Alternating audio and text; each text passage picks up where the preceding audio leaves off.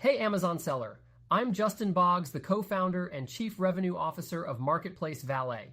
We have been an Amazon seller since 2006 with over 400,000 reviews as a seller. I'm here to help you learn about Amazon, solve problems, and answer common questions. Today's video is about how to sign up for seller, how to prepare products for FBA fulfillment. Let's get into it.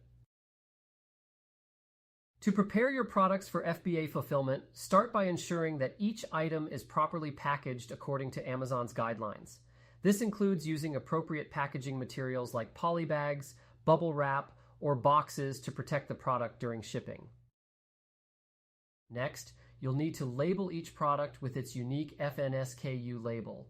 This label helps Amazon track and manage your inventory. Make sure the label is placed over any existing barcodes to avoid confusion during the fulfillment process.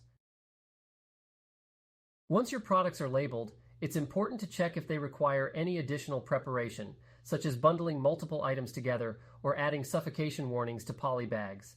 If your product is fragile, consider adding extra padding to prevent damage. After everything is packed and labeled correctly, create a shipment plan in Seller Central. This plan will guide you on where to send your products and how many to send.